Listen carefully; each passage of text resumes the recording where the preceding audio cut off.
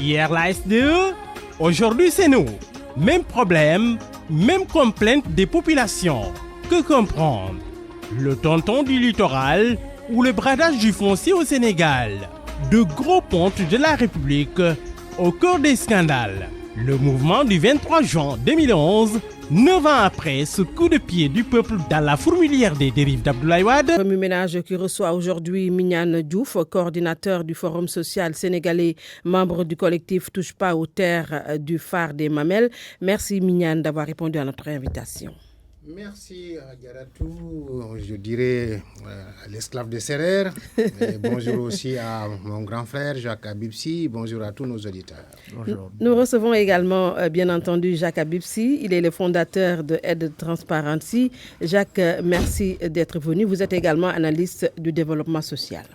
Merci pour l'invitation. Je suis très heureux d'être là parce que ça faisait un petit moment que je n'étais pas passé dans vos studios. Oui, vous aviez disparu quand même. L'actualité est marquée encore et toujours par le coronavirus. Mignane Diouf qui continue à prendre toutes ses libertés chez nous. Plus de 100 morts, 105 décès aujourd'hui, près de 7000 cas de coronavirus. La situation demeure grave. Oui, je considère que la situation s'aggrave davantage et il est temps aussi de revoir comment nous pouvons respecter toutes les directives qui étaient données par les soignants, les médecins. On constate qu'à un moment donné, les Sénégalais se sont un peu relâchés, je ne sais pas pour quelle raison, alors que la situation se complique. Si chaque jour on a 2-3 morts, décès, je crois qu'il y a quand même de quoi se réorganiser davantage. Il faut revoir les mesures, comment les faire respecter, aussi bien au niveau de l'État qu'au niveau aussi des structures communautaires, dans les maisons, dans les confréries, dans les communes, dans les villages. Sinon, à mon avis, on va davantage rencontrer beaucoup de difficultés alors qu'on avait réussi une première étape de prévention qui nous avait permis de maîtriser un peu la situation. Mais c'est vrai que ce que l'on constate ces derniers jours, les marchés sont envahis, les plages sont envahies, les Sénégalais circulent beaucoup dans la rue sans masque. Oui. À mon avis, il faut rappeler et voir les mécanismes qui peuvent permettre à ce que les mesures soient respectées. Oui, le relâchement, Jacques, est-ce qu'en partie on peut comprendre ce qui arrive aujourd'hui, les cas qui se multiplient chaque jour, est dû en partie au relâchement des populations?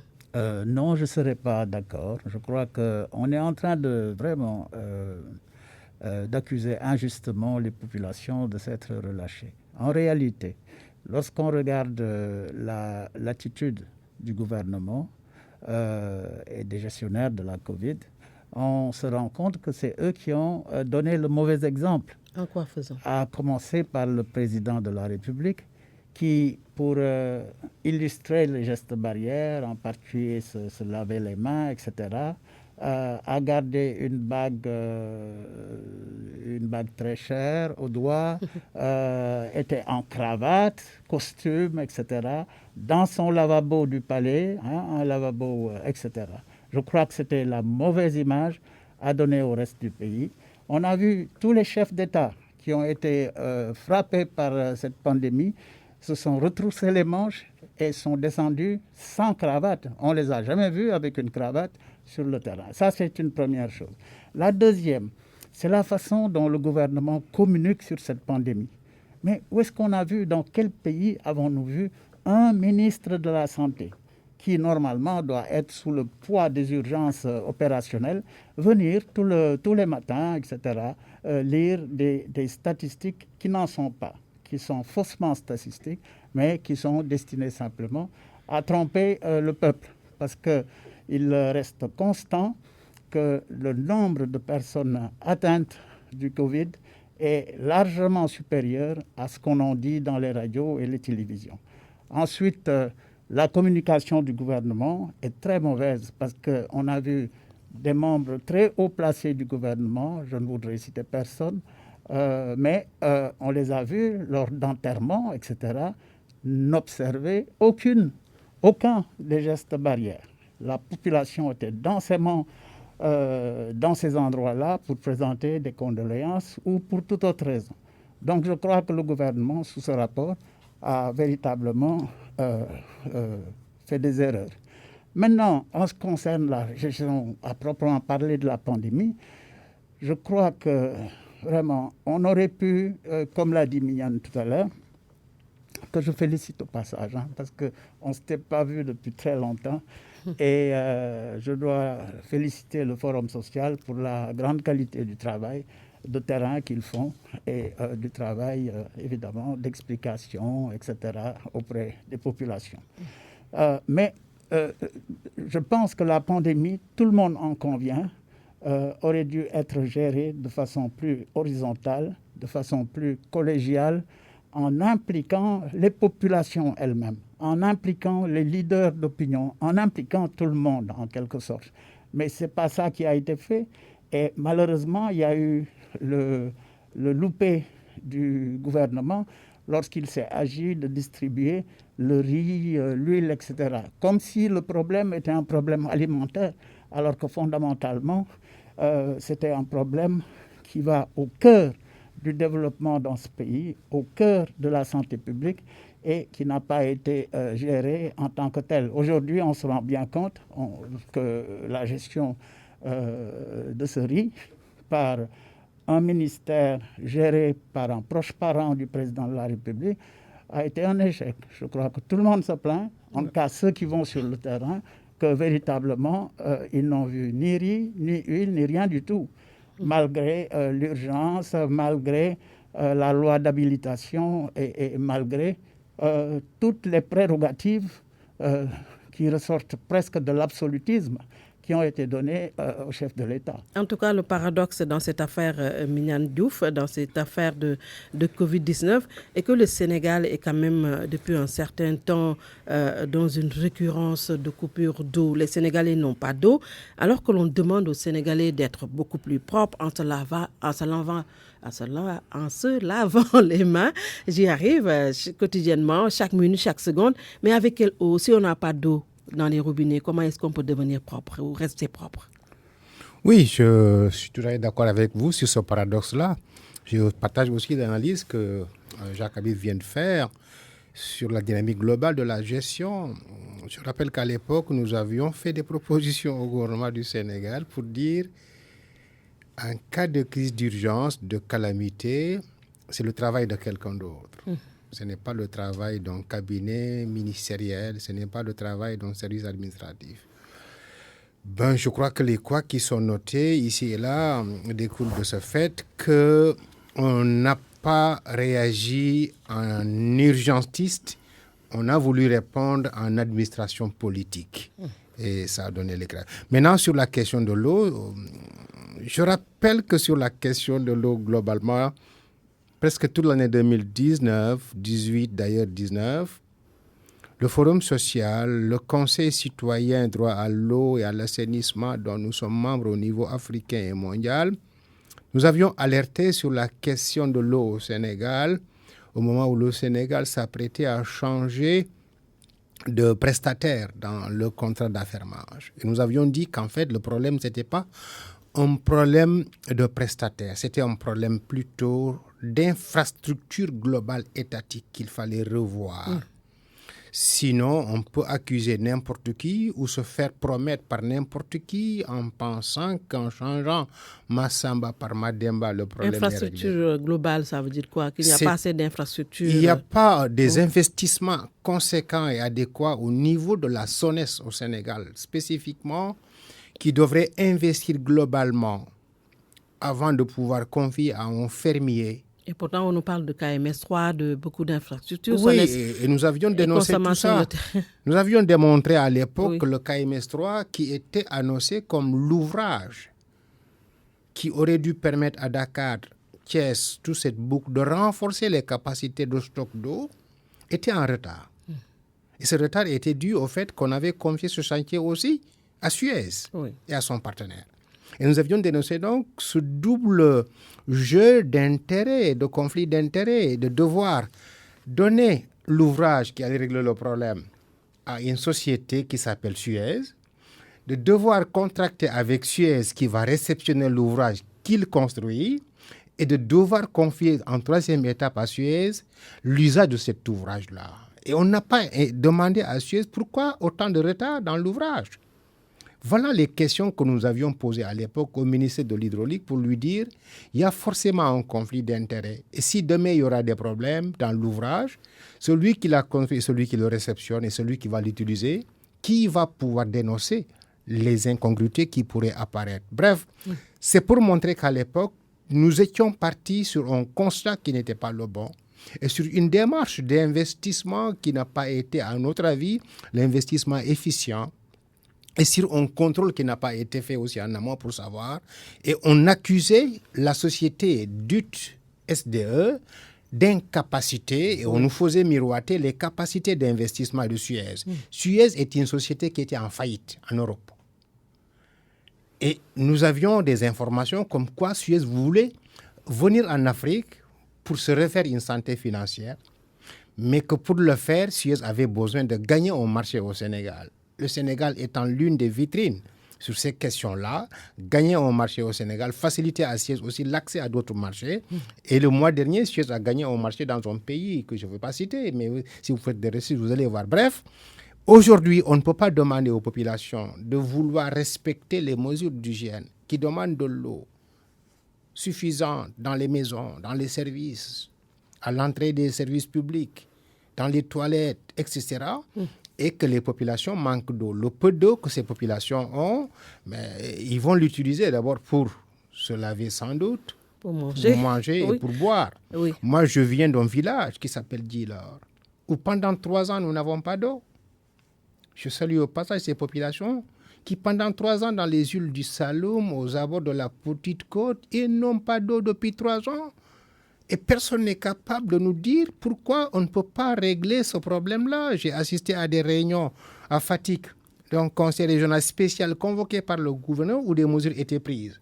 À Dakar aussi, tous les grands quartiers de Dakar, Parcelles Assainies, Grand Dakar, même les quartiers résidentiels. Même à Dieuppeul, même à Izuniaritali, c'est pratiquement la même chose. Donc, je crois que c'est un paradoxe que de vouloir, dans une période de pandémie, où les mesures premières sont des mesures d'hygiène, de ne pas pouvoir être capable de régler la question de l'eau. En tout cas, l'histoire semble, Mignane, vous donner raison par rapport à Suez. SDE, Jacques Habib-Sy avait déjà habitué les Sénégalais à des coupures de courant fréquentes.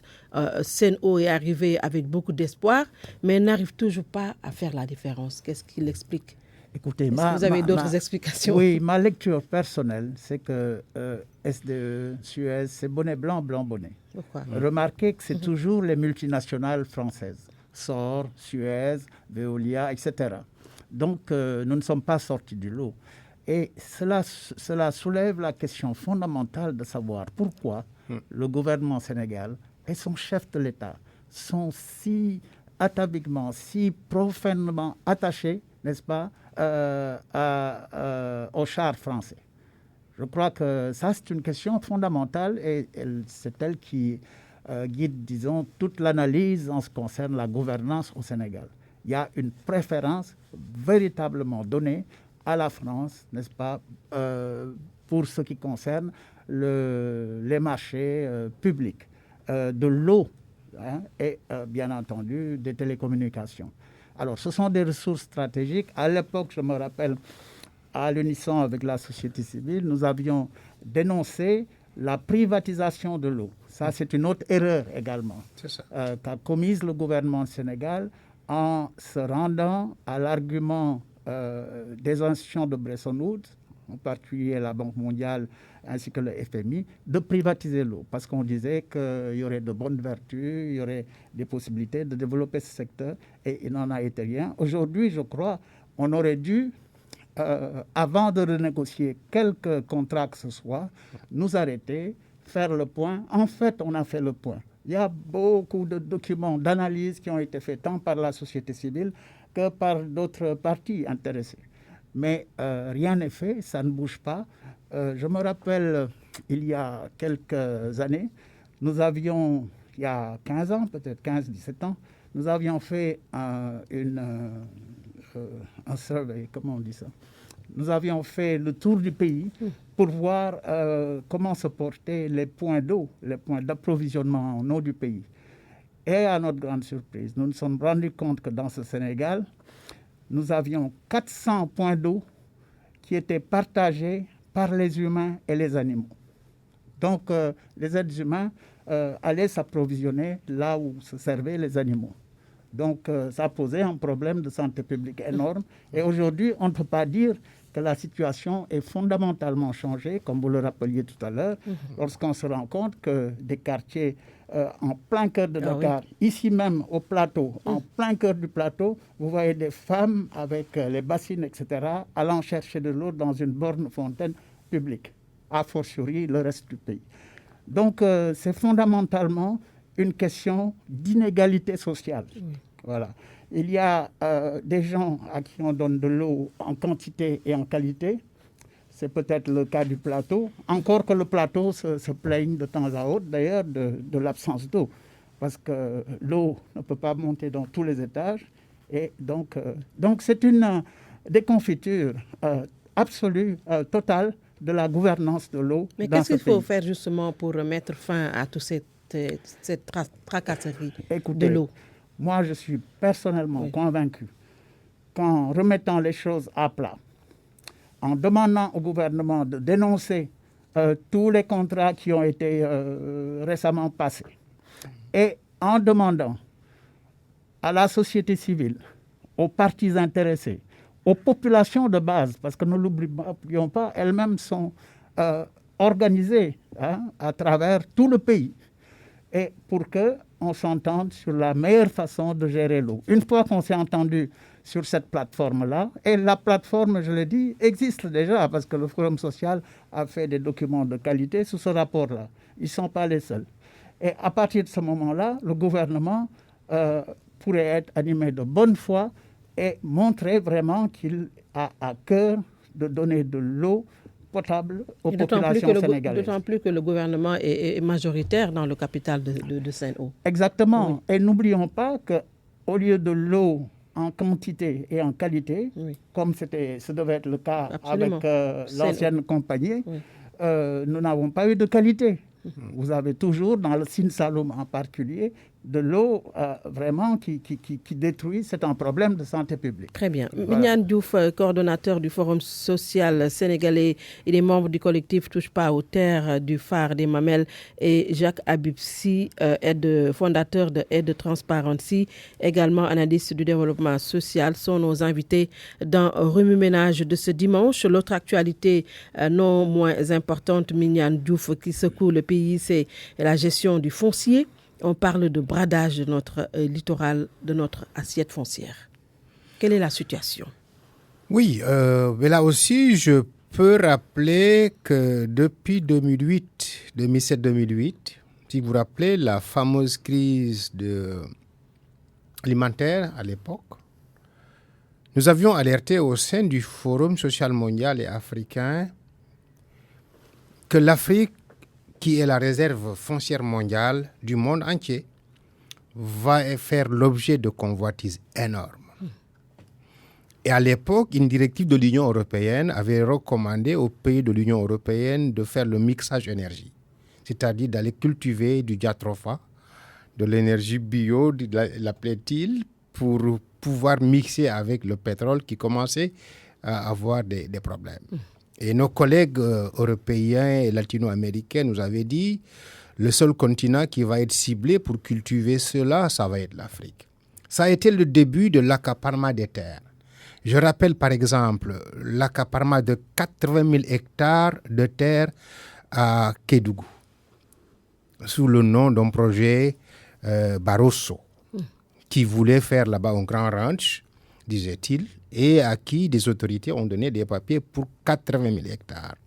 Je rappelle à Fanaï 20 000 hectares qu'on avait attribués à un projet qui proposait aussi de donner beaucoup d'emplois et de cultiver du jatropha et d'autres produits agroalimentaires. Je rappelle aussi avec ce qui s'est passé avec Sen India, qui est venu aussi dans le Kébémer, qui est allé vers le Wallo, pas loin des eaux du fleuve, Voilà donc ce qui illustrait, et ce n'est pas seulement au Sénégal, j'ai un document où on avait fait un rapport, où on avait montré qu'à l'époque, au Sénégal, sur les terres arables, 12% des terres déjà étaient accaparées, sur la partie arable. Et sur globalement la superficie totale, on avait déjà accaparé au Sénégal 5%. Ça, c'était entre 2007, 2008 et 2010. Aujourd'hui, on a dépassé cela. Mais le plus dangereux, c'est que cet accaparement ne se fait plus seulement sur la partie continentale et agricole. Ce rush foncier se fait aussi sur le littoral, pour beaucoup de raisons. Des raisons de bien-être pour certains, Oui. mais des raisons aussi de prévision, d'investissement immobilier, parce que le Sénégal deviendra un pays pétrolier sur les côtes, Kayar, Rufisque, Sangomar, etc. Investit donc sur cette bande et il construit des immobiliers. C'est ce qui s'était passé en Angola quand le pétrole a coulé là-bas aussi. Beaucoup avaient investi sur l'immobilier près des côtes et ça avait rendu le coût de l'immobilier très cher. Nous avons des rapports aussi démontrant que oui, il y a une sorte d'envie foncière qui a poussé certaines personnes à vouloir investir sur les côtes, sur le littoral, parce que l'investissement va être rentable. Il est attendu environ 300 000 expatriés américains, européens, qui vont être installés au Sénégal quand le pétrole va commencer à couler. Et ces 300 000 vont avoir besoin de logements près des côtes. Voilà encore donc une complication. On quitte l'accaparement lié à de l'agrobusiness, à de l'accaparement sur le foncier lié au business immobilier. Et si on y fait prendre garde, à mon avis, les conflits fonciers pourraient être ce qui pourrait brûler le pays, si Mais on peut l'appeler est-ce que ainsi. ce business foncier, Jacques Abepsi, peut se faire sur le domaine public, qui appartient à tout le monde, peut se faire sans la complicité des pouvoirs publics, sans la complicité des collectivités territoriales et d'autres gros os, comme si on peut les appeler comme ça? Non, c'est impossible. Je crois que le président de la République est directement concerné par cette question-là. Celui qui est en poste actuellement a signé des décrets. Il y a les présidents Wade en particulier, peut-être marginalement Diouf, qui ont également signé des décrets. Mais toujours est-il que ça ne peut pas se faire sans l'aval du président de la République, qui est le gardien de tous les domaines. Hein. Il y a eu la loi sur le domaine national. Je crois qu'on a dit que c'est une bombe qui attend d'exploser, et vraiment je crois. Parce qu'il y a eu de tels dysfonctionnements qu'on se demande comment réfléchissent ces gens qui nous gouvernent. Prenez par exemple dans le Waalo, les terres de Mbane. Je pense que ça a fait un énorme scandale ici. C'est ça. Je peux juste citer un seul cas. Il faudra que je mette ça au conditionnel, mais on a parlé de la société Osbi, qui appartiendrait aux enfants de Cheikh Hamidou Kane. On avait attribué à Cheikh Hamidou Kane, on lui aurait attribué 8000 hectares de terre, depuis fort longtemps, sur lesquels il n'avait rien fait, il n'y avait pas d'investissement. Et ensuite, il a passé ça, pour ainsi dire, à ses enfants, qui ont hypothéqué cet énorme gisement foncier auprès de la Banque des institutions mutualistes de l'Afrique de l'Ouest, la BIMAO. Et ensuite, de fil en aiguille, le terrain a été saisi parce que rien n'avait été fait, etc. Le projet n'avait pas marché. Et la famille Kane est finalement devenue adjudicataire de ce bail de l'État. Hein. Et finalement, le terrain a été vendu à 600 francs CFA au coût unitaire du mètre carré. Ce qui fait que c'est à 2 milliards qu'un terrain qui coûte environ 48 milliards de francs CFA a été cédé. Et en dehors de ça, il y a le fait que 1700 hectares ont été donnés à une famille libanaise. 1700 hectares, toujours dans le Waalo, aux alentours du lac de Guiers. Donc, les populations à qui on a pris les champs, les cimetières, etc., sont dans le désarroi. Il s'agirait de Rabi Faki et de son fils donc qui font que actuellement les populations leur sont opposées. Vous avez les villages de Sainte et Pomo qui sont directement concernés par l'accaparement de ces terres-là et qui pratiquement peuvent se retrouver du jour au lendemain expulsés de leur propre terre. En dehors de ça, vous avez 16 hectares à Richard Toll qui font l'objet d'un énorme contentieux entre la compagnie sucrière sénégalaise et les jeunes qui habitent là, les populations, parce que si on donnait ces 16 hectares-là à une fondation Marie-Louise Memran qui demande à faire de ça un parcours sportif, mais les paysans, les villageois seraient, n'est-ce pas, on les empêcherait d'avoir tout simplement des habitations parce qu'il y a une démographie galopante. Alors, quand on voit l'exemple de la CSS qui a produit la 3e fortune de France, parce que c'est sur le dos des paysans, naturellement, que Memran Père est allé faire tous ces sous-là, tous ces milliards-là, on se rend compte donc qu'il y a un sérieux problème de transparence, tout simplement, au Sénégal. Oui.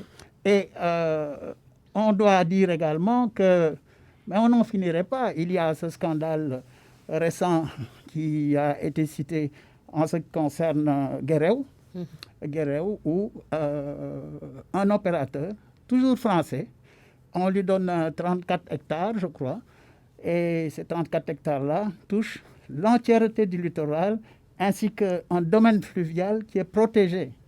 Parce que c'est un très beau domaine dans lequel il y a des oiseaux rares qui viennent se poser et c'est un domaine protégé. Alors voilà la situation du Sénégal. Je crois que c'est une bombe foncière. Il faut rappeler, comme le font souvent les experts qui connaissent bien cette question, que la guerre de la Casamance actuelle, mais cette guerre-là provient précisément d'un conflit foncier dans lequel on a pris des terres injustement à des populations locales pour les donner à d'autres parties intéressées. Et c'est ainsi, vous connaissez l'attachement des Casamançais à la terre ancestrale, c'est ainsi qu'a commencé cette guerre-là qui n'en finit pas. Et justement, on a vu qu'avec l'arrivée prochaine du pétrole et du gaz, c'est la course effrénée vers nos terres, le foncier. À ce rythme, on va dire que rien ne restera du domaine public sénégalais. On a vu ce qui s'est passé à Gadaï, 250 maisons ont été rasées. On vient aussi tout récemment de nous parler de l'affaire Ndengler. Beaucoup d'autres affaires pareilles sont là. À ce rythme, est-ce que les générations au futur pourront disposer d'un tout petit lopin de terre? La réponse est non. La réponse sèche est non. Parce que tout se passe comme si nous avons oublié que la terre n'est pas à vendre. La terre, le slogan du mouvement altermondialiste, c'est que la terre n'est pas à vendre. La terre est un don de Dieu, si on peut ainsi dire, qui appartient à toutes les créatures, l'écosystème. Mais la créature qui semble s'accaparer de la terre en oubliant qu'elle ne lui appartient pas, c'est l'homme. Mais parmi ces hommes, il faut accuser principalement les responsables politiques, l'administration qui est censée être garant de tout ce qui nous appartient à nous tous, mais qui souvent joue dans la complicité, excusez-moi, dans la corruption, même si on peut ainsi dire.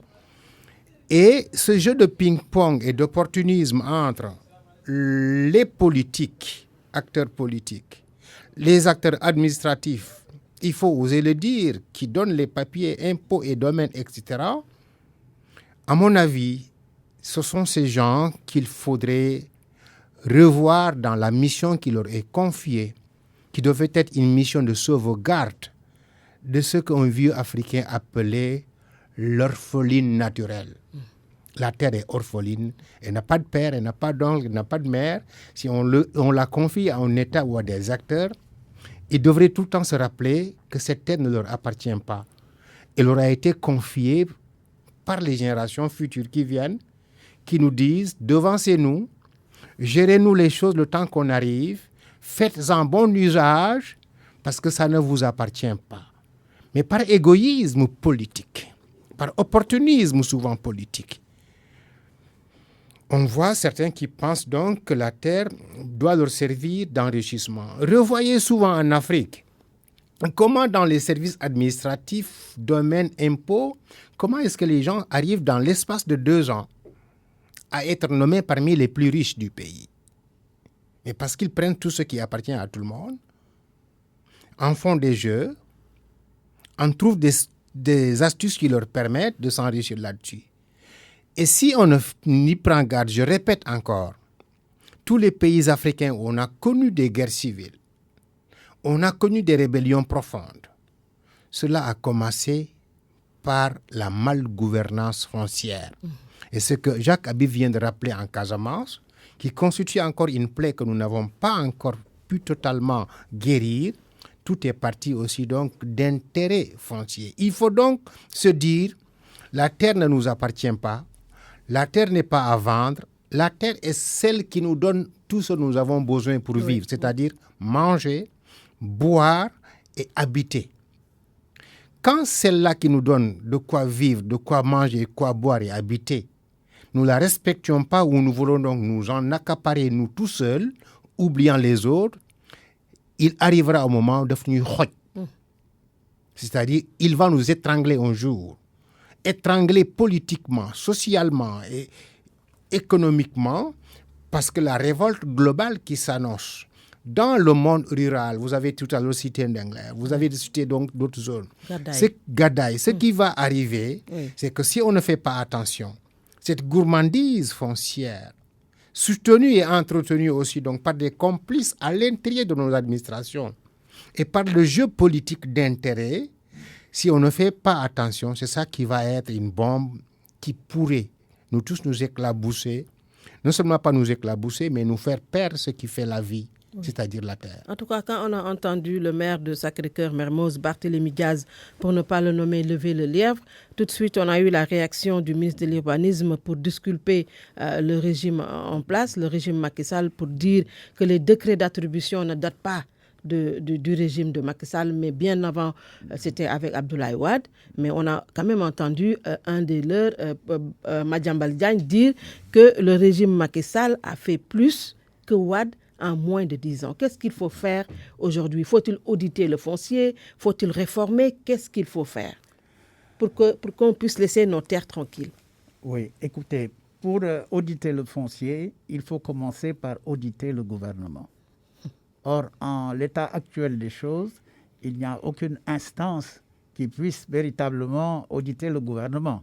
Parce que les institutions qui ont été mises en place, elles-mêmes, sont sous la férule du gouvernement qui peut à tout moment enchasser le ou la directrice générale, etc. Donc, je crois qu'on est à la case départ. Et il faut regretter que les plus grands perdants dans cette question-là, dans ce scandale de la terre et de l'eau, ce sont les femmes. Les femmes, pour le travail impayé qu'elles font depuis des décennies. C'est elles qui sortent les ordures ménagères de la concession vers les camions, des camions d'ailleurs qui ne répondent à aucune norme d'hygiène connue, n'est-ce pas, pour pouvoir faire en sorte que les ordures soient évacuées. Et ceci journellement. Qui pourra évaluer et payer les femmes, n'est-ce pas, qui ont fourni ce travail-là? C'est un travail de plusieurs centaines de milliards de francs. C'est pas sur des années. Ça, c'est un. Deuxièmement, l'accès aux terres. Les femmes en payent un prix extrêmement lourd et au-delà, toute la nation. Parce que si les femmes avaient, dans leur petite concession, la possibilité d'accéder à des lopins de terre, je pense que la faim qui a menacé certaines zones du pays, on n'en serait pas là et on aurait pu permettre à une frange importante de la population, qui tient la population à bout de bras, pour ainsi dire, de pouvoir accéder à de nouvelles ressources. Pour répondre à votre question, il faut dire que seule la mobilisation, une mobilisation forte, une mobilisation générale de toutes les parties concernées, mais surtout de la population.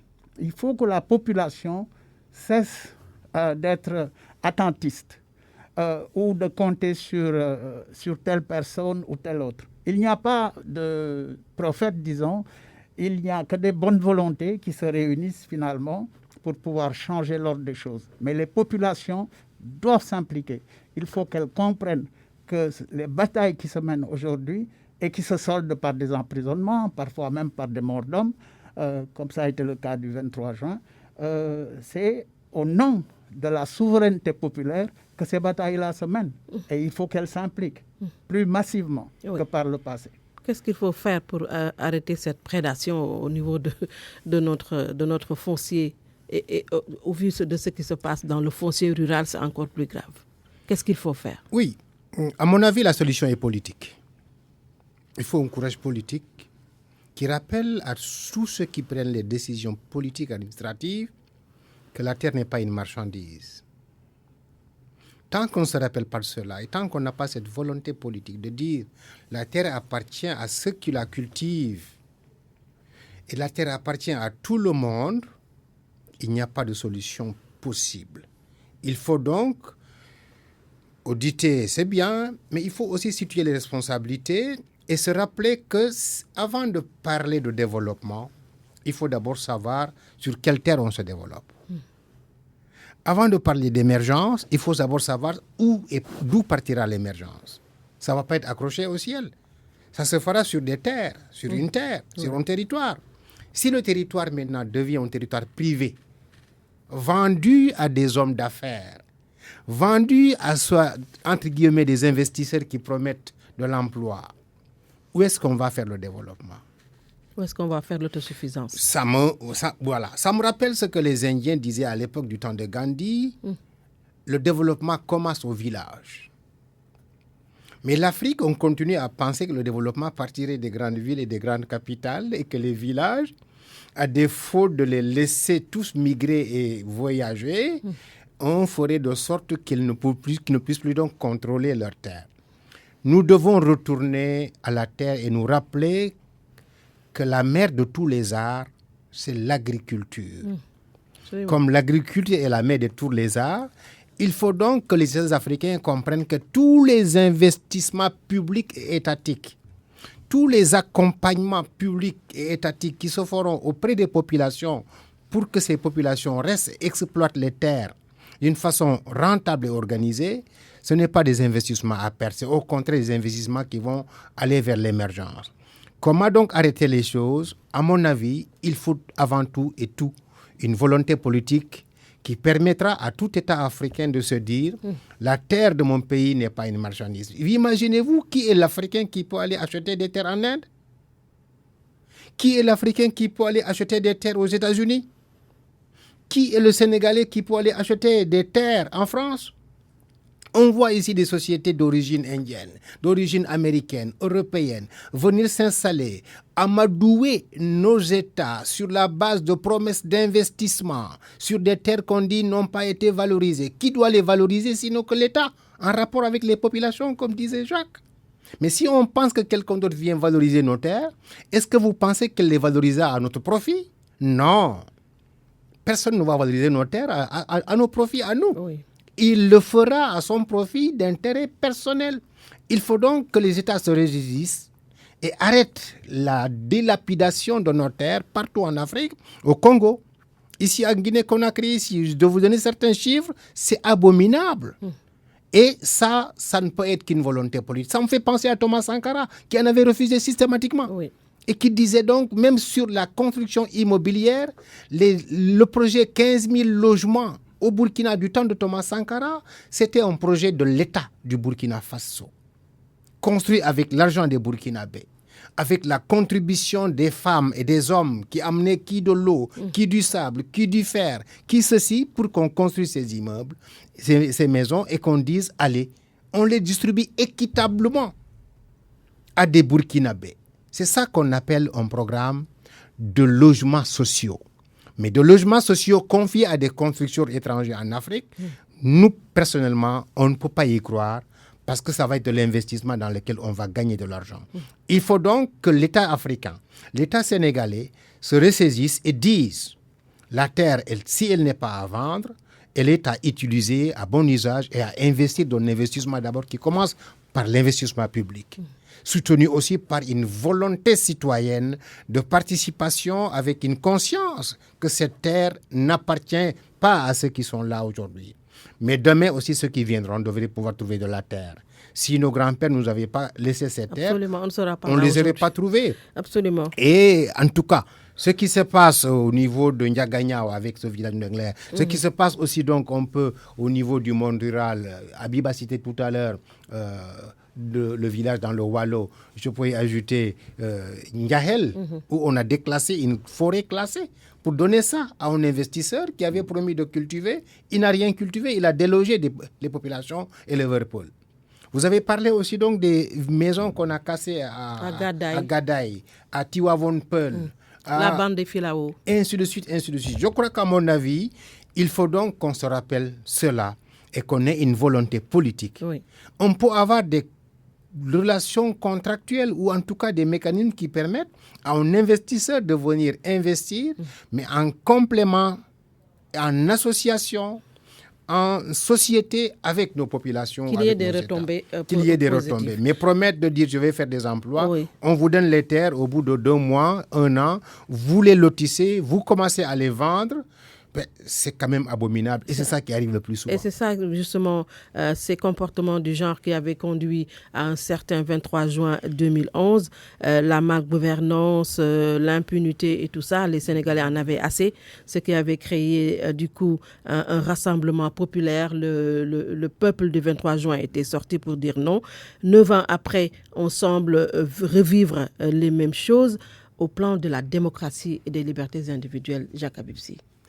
Mais c'est un retour en arrière, indéniablement. Tous les acteurs de cette période, moi je n'étais pas là le 23 juin, j'étais encore aux États-Unis avec ma famille.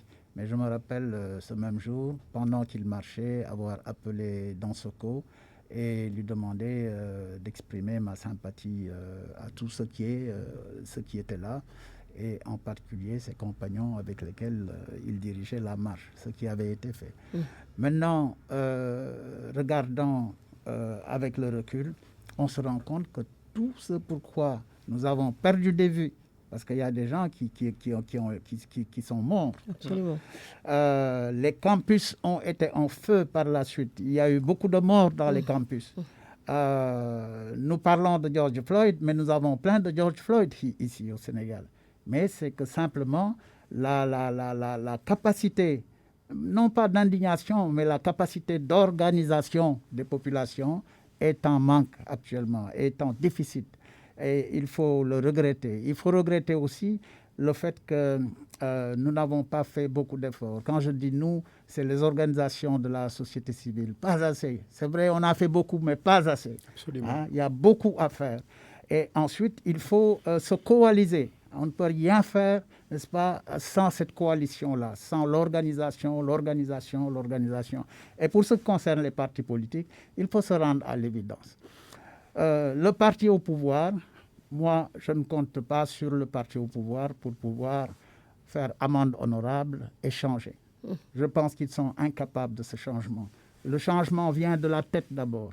Or, la façon dont ils réfléchissent, c'est une façon éminemment tournée vers la satisfaction des besoins de l'extérieur.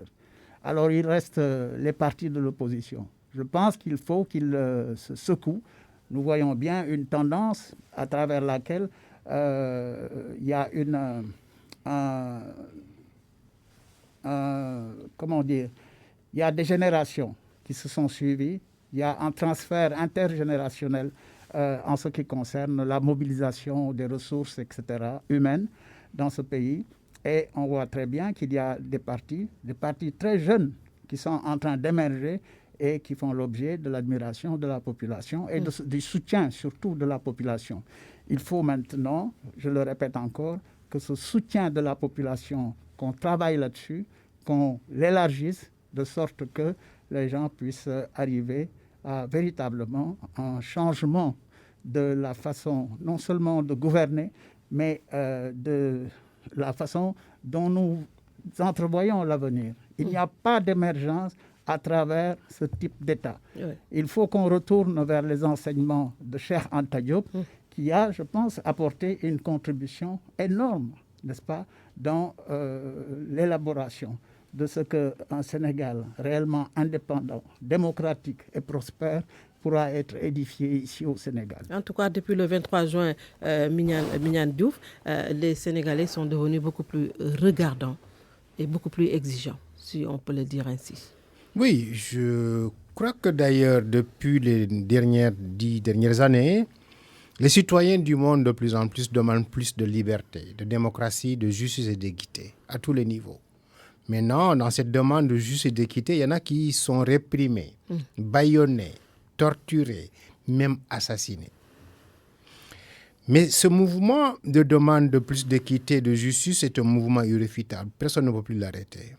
Maintenant, ça pourra progresser selon les pays, selon les réalités, ici et là.